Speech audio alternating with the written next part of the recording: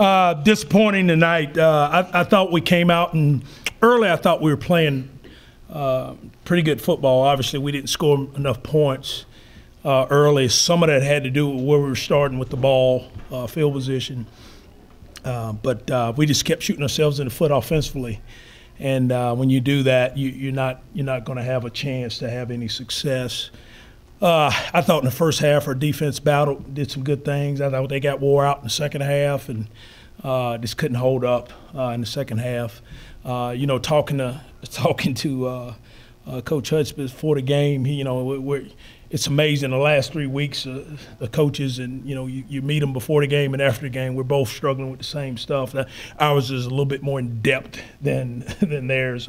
Not many of those guys have 66 scholarship players like we do. So we'll get it right. We're getting ready to go on the road and hit the road recruiting this week, and I can't wait.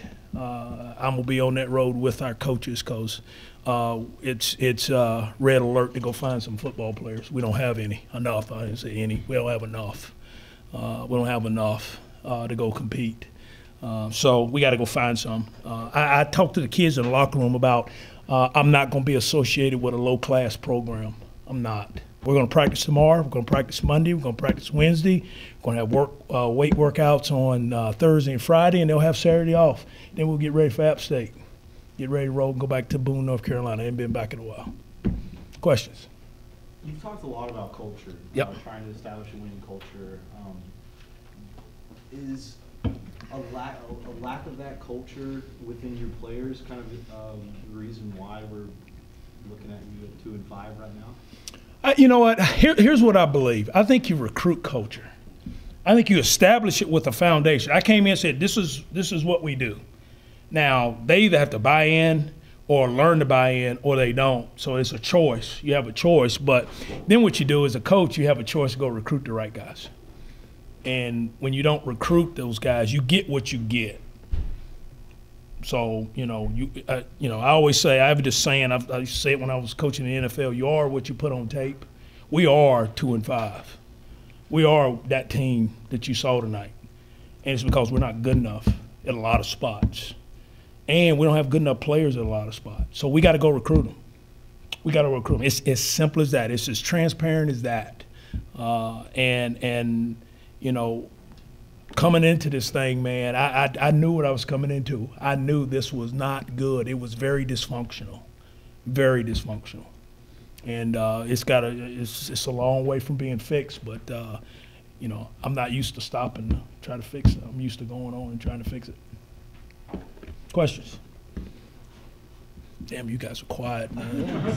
Eddie Prince played one play. Yeah. What was up with that? Why did he go in there for that? Well, we're just trying to give him a role, and give him, he's got a couple plays in packages, but that one we thought was a good one for him tonight. Not very successful, but we got some plays that he's involved in our offense. We just, we haven't gotten to him yet. We got to do enough other stuff good before we can get to those plays. The goal line situation, I think before Lafayette punched it in from the one, called timeout. Do you think it was a fumble there or a turnover? Or you were hoping for a review? I was hoping for a review and that they would look at it, but it didn't look like they were going to look at it. They always give you the excuse that they're looking at everything, but I don't know if that's true or not. Again, I'm not going. If I'm gonna have Carl Benson calling, somebody saying I'm bitching at the officials, so I'm not going to do it. Fair enough. Yeah. Coach, is it a numbers thing with the guys on the team as far as, having them practicing out there and everything that you might not want to just get rid of some of those bad apples or just? No, I don't think. Here's what I'm saying. I don't think we have bad kids. I just don't think we have kids that are used to winning. I think you got to teach winning. And we had kids that really, when I asked the team how many guys come from winning programs, we don't have enough kids on our team came from winning programs. We got some, but we have to restructure this roster. I'm gonna be long-winded here. This morning, about 7:30 this morning, I was looking at the U2 on ESPN Classics. And Butch Davis, who I worked for 3 years, was the best at constructing a roster and bringing discipline and all that. and he left Miami and left Larry Coker, a damn national championship team with about 35 NFL players on it. And I dream about that one day. I dream about going to recruit real good players that go to class, get degrees, you know, love their alma mater, all that stuff, and they go out there on Saturdays and they fight like crazy to go win games and go win championships. That's what I envision. So maybe that's too high stakes for you. I don't know, but I'm not gonna stop. What are some things that you're proud of the kids that did tonight, like your players? You know, I think our kids battle. They're frustrated. They want to win. They have to learn how to win. And again, that's every day at practice, and everything we do is trying to teach them how to train like a champion, how to train and go to class like a champion, and don't be late. We're in week 8 right now. We still got guys missing late for workouts, for weight workouts. It's week 8. So I mean, that's how far behind we are. Is you know, where I'm from, and the last 2 places I would have been, some guy in that position group would have went and gotten the guy and maybe beat his brains out for being late, because he's affecting everybody else on the team. You know, and we're not there yet, where guys hold other guys accountable. So that's a big part of it, is these guys hold themselves accountable. No question. No question. Do you feel like that's No just due question. to inexperience and the youth on your We got 16 seniors.